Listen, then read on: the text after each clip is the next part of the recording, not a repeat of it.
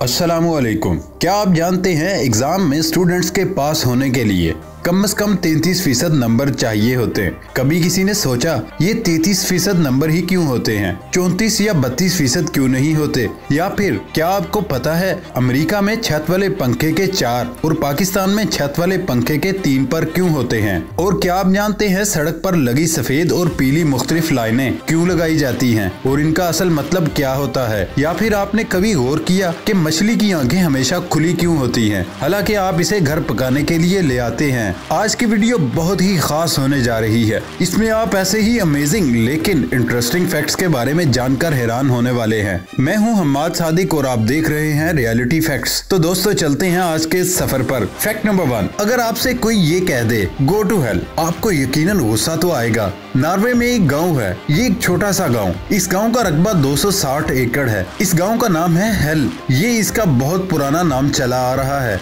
बहुत से लोग इस गांव के नाम की वजह से यहाँ सैर करने आते हैं। इस गांव की आबादी भी सिर्फ 1600 अफराद की है। अगर अब आपसे कोई पूछे सैर को कहाँ चलें, तो वो कह सकते हैं गो टू हेल। ये गांव भी काफी खूबसूरत है। फैक्ट नंबर 2, हर जगह पर शादी के अपने ही अंदाज होते हैं और तरह तरह की रसूमात भी होती हैं। बास जगह पर दूल्हा घोड़ों पर भी आते हैं, लेकिन एक शादी ऐसी हुई जहां दूल्हा पैराशूट से 7000 फुट की ऊंचाई से छलांग लगाकर शादी के मकाम पर पहुंचा। शादी की ये तकरीब भारतीय सूबे उड़ीसा के एक शहर में हुई। ये काम भारतीय फिजाइया में मुलाजिम स्काई डाइवर शशर मुशरा का, जिन्होंने शादी की जगह पर पहुंचने के लिए पैराशूट का इस्तेमाल किया। दूल्हा ने हेलीकॉप्टर से शादी के मकाम से कुछ दूर एक ग्राउंड में छलांग लगाई। उनके साथ छलांग लगाने वालों में उनके 3 साथी भी थे। जैसे ही मुशरा उसका पैराशूट जमीन पर उतरा, सैकड़ों लोग जो उस तकरीब में थे उन्होंने उसका वालेहाना इस्तकबाल किया और अपने होने वाले शोहर के खैर मकदम के लिए दुल्हन हाथों में गुलदस्ता लिए खड़ी थी।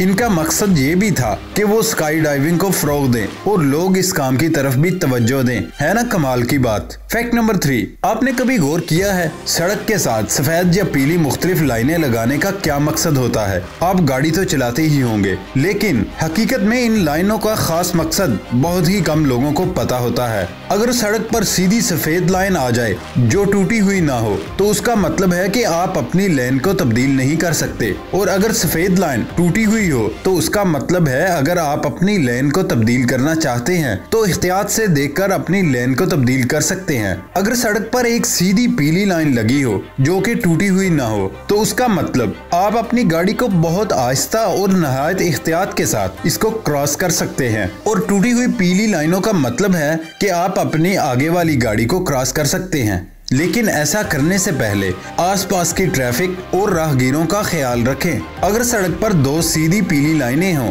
जो कि टूटी हुई ना हो, इस लाइन का मतलब कि गाड़ियों को क्रॉस करने की कोशिश हरगिज ना करें और अपनी लेन में सीधा गाड़ी को चलाएं। अगर आप इन बातों को नहीं जानते थे तो कमेंट में लाजमी शेयर करें। फैक्ट नंबर 4, पाकिस्तान में बच्चों के सालाना एग्जाम में स्टूडेंट्स के पास होने के लिए कम से कम 33% नंबर होते हैं। कभी किसी ने सोचा कि ये 33% नंबर ही क्यों होते हैं, 34 या 32% क्यों नहीं होते? आखिर इसकी वजह क्या है? एक रिपोर्ट के मुताबिक 1857 की जंग के बाद हिंदुस्तान में 1858 में पहला मैट्रिक का इम्तहान हुआ। तब इस चीज की जरूरत महसूस हुई कि स्टूडेंट्स को कम से कम कितने नंबर लेने पर पास किया जाए। तो उस वक्त ये डिसाइड किया गया कि बड़े सगीर में स्टूडेंट्स को पास होने के लिए 32.5 नंबर होने चाहिए और उसके बाद कैलकुलेशन को आसान बनाने के लिए 33% कर दिया गया, जो आज तक चल रहा है। फैक्ट नंबर 5, अगर आप किसी सफर पर निकले और आपके पास कपड़े बहुत ज्यादा सिलवटों वाले हों, तो आपके पास इस्त्री भी ना हो, तो क्या होगा? आप जो सोच रहे हैं बिल्कुल वैसा ही है कि सफर का मजा खराब हो जाएगा, क्योंकि आपकी पर्सनैलिटी खराब हो जाएगी। इसका एक आसान तरीका, आप जब होटल में हो तो गुसल खाने को बंद कर दें और गर्म पानी वाफिर मिकदार में गिराएं, ताकि गर्म पानी से गुसल खाने में भाप बनने लगे और एक साइड पर अपने कपड़ों को लटका दें। वो इस भाप से जल्द ही काफी हद तक सीधे हो जाएंगे और उनमें से गहरी सिलवटें खत्म हो जाएंगी। दोस्तों कैसी लगी ये trick? Fact number 6, the Haskell free library and opera house. ये एक लाइब्रेरी है। ये लाइब्रेरी यूएसए और कनाडा के बॉर्डर पर है। कुछ हिस्सा अमेरिका में और बाकी हिस्सा कनाडा में है। इस लाइब्रेरी को 1904 में खोला गया था और इसको अमेरिका की वाहिद लाइब्रेरी कहा जाता है जिसमें किताबें नहीं, क्योंकि इस लाइब्रेरी का हिस्सा जो अमेरिकी साइड पर है उसकी बजाय किताबें कैनेडियन हिस्से में रखी लिखी हुई हैं। इसके अंदर फर्श पर एक काले रंग में दोनों ममालिक के दरमियान एक बॉर्डर लाइन भी खींची गई है। इसमें बैठने की जगह अमेरिकी हिस्से में है और इसका स्टेज कैनेडियन हिस्से में। इस लाइब्रेरी का असल रास्ता भी अमेरिकी हिस्से में है, लेकिन कैनेडियन लोग आसानी से इसमें दाखिल हो सकते हैं और एक इमरजेंसी दरवाजा कनाडा की तरफ भी है। ये लोगों के लिए एक वीक में 38 घंटे के लिए खुली रहती है। अमेरिका और कनाडा इन दोनों ममालिक ने इस लाइब्रेरी को अपना अपना सकाफती विरसा करार दिया है। फैक्ट नंबर 7, आप में बहुत से दोस्तों को मछली खाने का शौक होगा। क्या आपने कभी मछली खरीदते वक्त इस बात पर गौर किया कि मछली की आंखें हमेशा खुली होती हैं? है ना इंटरेस्टिंग बात। दरअसल मछली की आंखों पर आईलिड नहीं होती और मछलियां अपनी आंखों को झपक नहीं सकती हैं। अगर आपके दिमाग में ये चल रहा है कि अगर इसकी आंखें बंद नहीं होती तो ये सोती कैसे होगी, तो आप बिल्कुल भी गलत नहीं।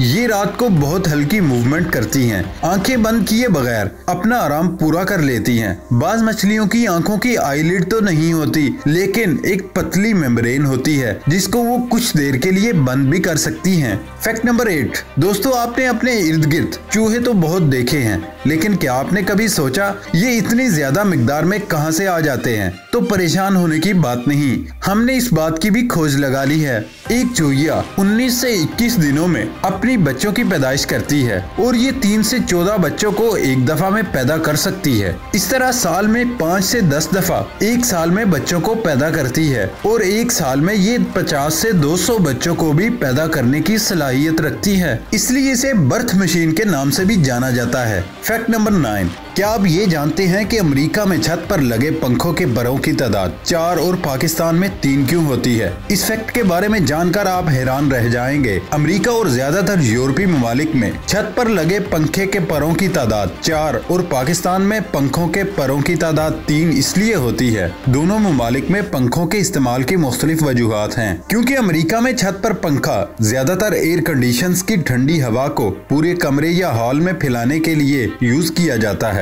और इसके 4 पर होने की वजह से वो ज्यादा पावर से और ज्यादा मिकदार में हवा को कमरे में घुमाता है। जबकि पाकिस्तान में पंखा गर्मियों में ठंडी हवा लेने के लिए यूज होता है। 3 परों से पंखा हल्का हो जाता है और तेजी से घूमता है और इससे बिजली भी कम खर्च होती है। फैक्ट नंबर 10, सोशल मीडिया की जीनत बनने के लिए हर कोई कुछ न कुछ इस पर पोस्ट करने के चक्कर में रहता है, तो जब कुछ भी नहीं बचता तो कुछ लोग अपने रोजमर्रा के मामूलाते जिंदगी को ही शेयर कर देते हैं। जैसे जब कहीं ट्रैवल करने लगे तो कुछ लोग चेक इन लगा देते हैं। तो आप हमारे मुअज़्ज़ज़ साथी हैं, हम आपको बता रहे हैं ऐसा कभी ना करें, क्योंकि हमारे ही माशरे में बहुत शर्पसंद लोग होते हैं जिनको आसानी से ये पता चल सकता है आप इस वक्त कहाँ हैं या फिर आप घर पर मौजूद नहीं। ये कलकलां को आपके लिए बहुत मिसाइल पैदा कर सकते हैं। आप अगर मर्द हैं, आप ये मत भूलें आप ही अपने घर के मुहाफिज हैं और अपने मोबाइल से सोशल मीडिया ऐप से लाइव लोकेशन को ऑफ कर लिया करें। दोस्तों कैसा लगा? आज की वीडियो ने आपको हैरान तो किया होगा,